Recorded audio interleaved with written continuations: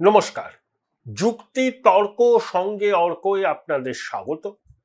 আপনাদের সঙ্গে আমি অর্কপ্রভ সরকার।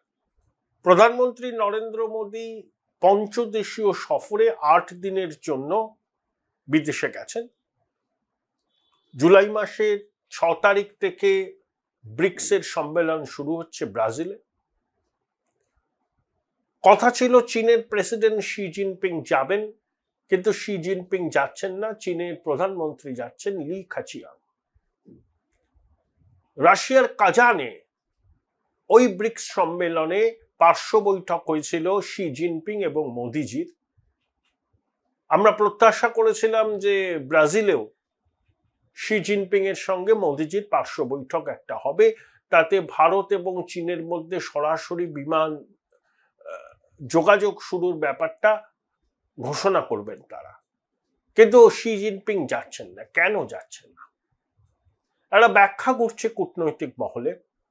৬ জুলাই তিব্বতী ধর্মগুরু দলাই লামার ৯০তম জন্মদিন এবং দলাই লামার উত্তরসূরি নির্বাচন করার প্রক্রিয়া শুরু হচ্ছে এবং টিবেটান গভর্নমেন্ট ইন এক্সাইল, যেটা আমাদের হিমাচলের ধর্মশালায় আছে, তাদের একটা সংগঠন আছে, তার হেডকোয়ার্টার জেনিভায়। দলাই লামার মুখপাত্ররা বলছেন যে তার উত্তরসূরি নির্বাচন দলাই লামাই করবেন, যে ধর্মীয় রীতি আছে সেই রীতি মেনে। চীন বলছে ওভাবে হবে না। কে দলাই লামার উত্তরসূরি হবেন সেটা চূড়ান্ত করার আগে চীনা সরকারের অনুমতি নিতে হবে। এবং দলাই লামার জন্মদিনে কেন্দ্রীয় সরকারের প্রতিনিধিরা ধর্মশালায় যাবেন। ঠিক সেদিনেই ব্রিক্স সম্মেলন শুরু হচ্ছে। দলাই লামার জন্মদিনে ভারত সরকারের প্রতিনিধিদের যাওয়া, একই দিনে নরেন্দ্র মোদীর সঙ্গে পার্শ্ব বৈঠক কি করতে চাইছেন না শি জিনপিং? কূটনৈতিক মহলে এই বিষয়টা নিয়ে আলোচনা চলছে। যাই হোক, এটা খুবই জটিল বিষয়। তবে ১৯৫৯ থেকে তো দলাই লামা আছেন, টিবেটান গভর্নমেন্ট ইন এক্সাইল, এবং তিব্বতের বিষয়টা ভারত চীন সম্পর্কের ক্ষেত্রে একটা বড় মাত্রা যোগ করে। এখন আমি শিরোনামটা কি দিয়েছি? চারিদিকে পাপের আঁধার। আপনারা নিশ্চয়ই আমার সঙ্গে সহমত হবেন। আমি রাজমহল পাহাড়ের ওপারে যে ভারতবর্ষ সে সম্পর্কে বলছি না, আমি বলছি আমাদের ঈশ্বর পরিত্যক্ত বঙ্গদেশের কথা। আপনারা কি আমার সঙ্গে সহমত? লিখে জানান না কমেন্ট বক্সে। যে চারিদিকে পাপের আধার, এই শিরোনামটাকে আপনারা কি সমর্থন করছেন?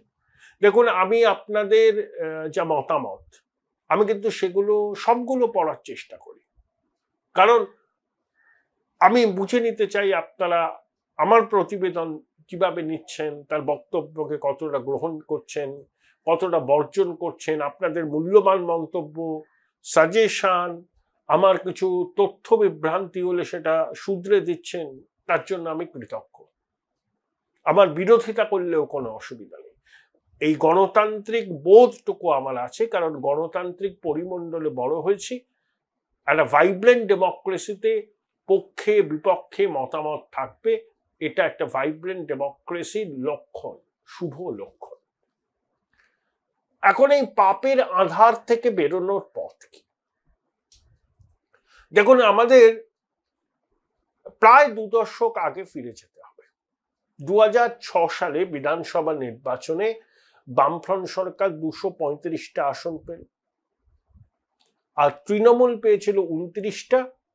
তারপর বনগাঁর একটা বাই ইলেকশনে সৌগতলায় জিতলেন, আসন সংখ্যা বেড়ে দাঁড়ালো ৩০, এবং বিধানসভার বিরোধী দলের মর্যাদা পেল তৃণমূল। তখন সবাই তৃণমূলের অবিচুয়ারি লিখে ফেলেছিল, কিন্তু মমতা বন্দ্যোপাধ্যায় একজন আপোষহীন বাম বিরোধী নেত্রী, তিনি কিন্তু হাল ছাড়েননি।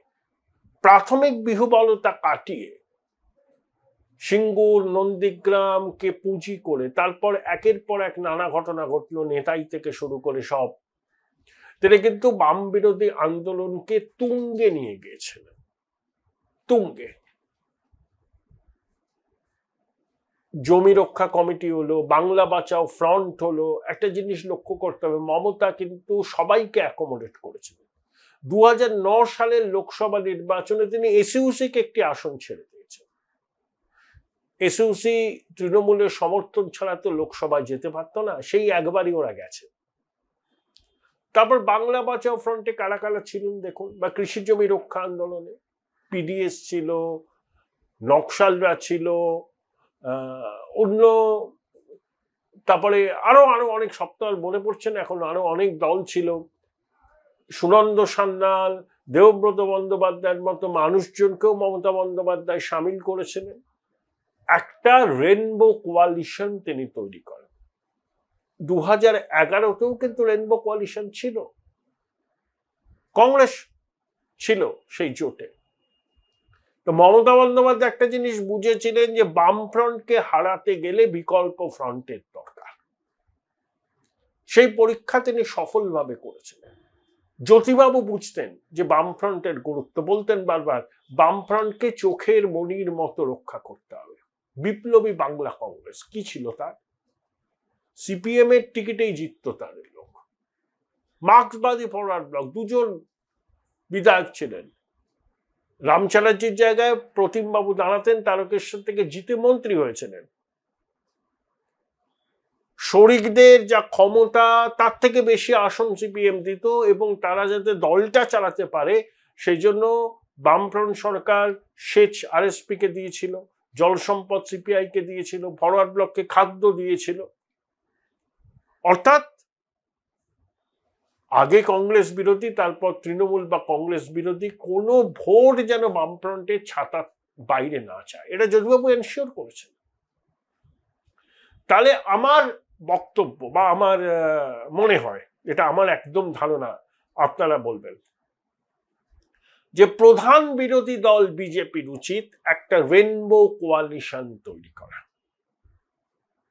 একটা রেনবো কোয়ালিশন যাতে তৃণমূল বিরোধী ভোটটা যাতে ভাগ না হয়। আপনারা বলবেন যে এটা কি করে হবে অর্কবাবু, সিপিএম সিপিআই আরএসপি কে আসবে?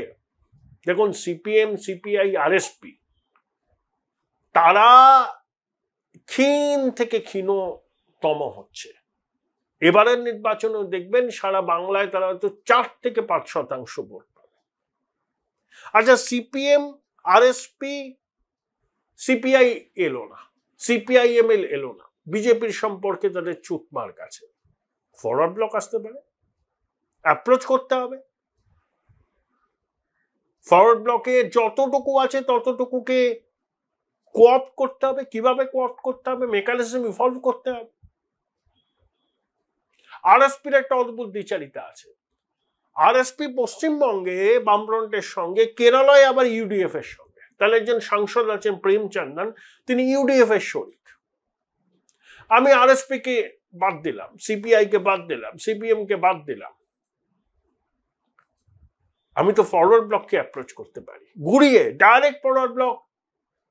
আচ্ছা ভাবুন, ফরওয়ার্ড ব্লক বামেদের সঙ্গে দেখে কয়েকটা আসনে লড়ে সব জায়গাতে জামানত বাজি আনতে হবে। তাদের যদি কনভিন্স করা যায়, ভাই আপনারা তো নেতাজির আদর্শে দল, জাতীয়তাবাদী দল, তো আপনারা যদি একটা রেনবো কোয়ালিশনে সামিল হন, 3-4টা আসনে লড়বেন, 2টো আসন পাবেন, যদি সরকার হয় একটা প্রতিমন্ত্রী তো পাবেন। পিডিএস সর্বত্র ঘুরে বেড়াচ্ছে, অ্যাপ্রোচ করতে তো আপত্তি নেই। পিডিএস সম্মানজনক বিচ্ছেদ সিপিএম এর সঙ্গে হওয়ার পর পিডিএস কোলকে পায়নি। অনুরাধা পুততুণ্ডুকে যদি বিধায়ক করা যায়, সেটা যদি এনশিওর করা যায়, আমি মিলে নেবেন আমার কথা, সমস্ত ছুতমার্কে গঙ্গার জলে বিসর্জন দিয়ে সমীর পুততুণ্ডু এসে পড়বেন বিজেপির ফোল্ডে। Join Indian Institute of Hotel Management now. Right choice, right decision. দেখুন, পশ্চিমবঙ্গে মুসলমান ভোট বিজেপি পায় না, পায়নি, ভবিষ্যতেও পাবে বলে আমি তো মনে করি না। অন্তত বিজেপি যদি ক্ষমতায় আসে তাহলে বাস্তবতাটাকে মেনে নিয়ে মুসলমানদের একটা অংশ সমর্থন করতে পারে। কিন্তু বিজেপি বলে না যে রাষ্ট্রবাদী মুসলমানরা আমাদের বিরোধী নয়, আমরা তাদেরকে কাছে টানবো। তো এরকম রাষ্ট্রবাদী মুসলমানদের খুঁজে বার করে মুসলমান সমাজের আলোকপ্রাপ্ত অংশকেও এই রেনবো কোয়ালিশনে সামিল করতে হবে। মমতা বন্দ্যোপাধ্যায় 2011 সালে অনেক জ্ঞানীগুণী ব্যক্তিকে তার পাশে দাঁড় করিয়েছিলেন। তাদের অতীতে মমতা সম্পর্কে বহু ছুতমার্ক ছিল। দেবব্রত বন্দ্যোপাধ্যায়, সুরন্দ সান্যাল, তরুণ সান্যাল, কে আসেননি বলুন তো? আমি কবির সুমনের বিরোধী হতে পারি, কিন্তু কবিরের গানের তো ভক্ত। নচিকেতার মতো আগমার্কা সুভাষবাদী সিপিএম এখন মমতা বন্দ্যোপাধ্যায়ের ঘনিষ্ঠ বৃত্তে আছেন। এই যে টলিউডের নানা স্তরের নায়ক, নায়িকা, অভিনেতা, পরিচালক, গায়ক, তারা একসময় মমতা বন্দ্যোপাধ্যায় থেকে শতহস্তে দূরে ছিলেন। তাদেরকে মমতা বন্দ্যোপাধ্যায় কিন্তু নিজের ফোল্ডে আনলেন, এটা তার কৃতিত্ব। এইভাবেই তিনি একটা প্রেক্ষাপট তৈরি করেছিলেন, সিপিএম বিরোধী প্রেক্ষাপট। এখনো তিনি সেই প্রেক্ষাপটটা আছেন, সিপিএম এর জায়গায় এসছে বিজেপি। তাহলে বিজেপিকেও সেই ট্যাকটিক্স নিতে হবে। রেনবো কোয়ালিশন, জেডিইউ, বিহারে জেডিইউ নীতিশের সহযোগী, এই নীতিশে বলছে বিজেপির সহযোগী। এখানেও জেডিইউ এর পকেট আছে দু এক জায়গায়। তাদের রাজ্য নেতৃত্বের সঙ্গে কথা বলা যাক, একটা দুটো আসন ছেড়ে দিতে হবে। রেনবো কোয়ালিশন, এখানে বৃহত্তর ফ্রন্ট ছাড়া তৃণমূলকে হটানো যাবে না। ওই ক্রিটিক্যাল মাসটা পাবে না, থেমে যেতে হবে 20-25টা কমে, কিছুতেই পাবে না। সবাইকে একজোট করতে হবে, ছুটমার্ক রাখলে চলবে না। পাপের আধার, চারিদিকে পাপের আধার। বিজেপি বলছে নতুন বাংলা করবে, নতুন সূর্যোদয় হবে। ঠিক আছে, আমি হিন্দু ভোটের মেরুকরণ হয়েছে, আরো হবে,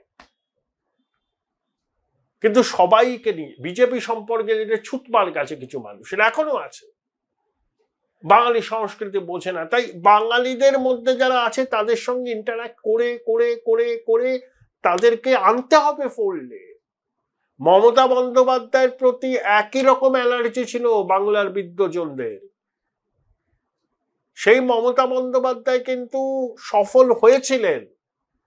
যে বুদ্ধিজীবী কুল বুদ্ধবাবুর প্রশংসায় গদগদ হতেন, তারাই মমতা বন্দ্যোপাধ্যায়ের পাশে দাঁড়িয়ে তার নেতৃত্বকে লেজিটিমেসি দিয়েছিলেন। 17-18 বছর আগের কথা, এত তাড়াতাড়ি তো ইতিহাস ভোলা যায় না। বিজেপিকেও এক রাস্তায় যেতে হবে। নতুন রাজ্য সভাপতি, তার কিন্তু একটা গ্রহণযোগ্যতা আছে সর্বস্তরে। তিনি শক্তি চট্টোপাধ্যায় গড়গড় করে বলতে পারেন, জট বিশ্বাসের গানের ভক্ত, একেবারে বাঙালি, বাঙালি সংস্কৃতি, মিডল ক্লাস, আপার মিডল ক্লাস, নিম্নবিত্ত, শিক্ষিত, তার একটা গ্রহণযোগ্যতা আছে। কখনো কটু কথা বলেন না। প্রধান মুখপাত্র হিসাবে বিজেপিকে উল্টোপাল্টা মন্তব্য করে কোনোদিনই বিব্রত করেননি। তাকে এই গুরু দায়িত্ব দিতে হবে। রেনবো কোয়ালিশনকে একটা দাঁড় করাতে হবে তৃণমূলের বিরুদ্ধে, যদি বিজেপি চায়। এটা আমার সাজেশন। তাহলে তৃণমূল বিরোধী ভোটের ভাগটা যথাসম্ভব কম করা যায়। যদি বাংলার কিছু নামি দামি ব্যক্তিত্ব, আমি এদেরকে বলছি না, এরা তো তৃণজীবী হয়ে গেছে, তার বাইরেও বাংলার অনেক নামি দামি মানুষ আছেন। তাদের সবাইকে যে পশ্চিমবঙ্গের মানুষ হতে হবে তা নয়, তাদের রুট পশ্চিমবঙ্গ হতে পারে, কিন্তু তারা থাকেন হয়তো বিদেশে, বাইরে। তাদের নতুন বাংলা গঠনে তাদেরকে সামিল করতে হবে, তাদের মত নিতে হবে, সেইভাবে ম্যানিফেস্টো তৈরি করতে হবে। এবং তারা পরিবর্তন যে চাইছে সেটাকে স্পষ্ট করে লাউড অ্যান্ড ক্লিয়ার বলতে হবে। তাহলে একটা ভায়াবল অল্টারনেটিভ হবে তৃণমূলের বিরুদ্ধে। এই রেনবো কোয়ালিশন হচ্ছে এখন সময়ের দাবি। তাহলেই এই পাপের আধার থেকে বঙ্গবাসী মুক্তি পেতে পারে।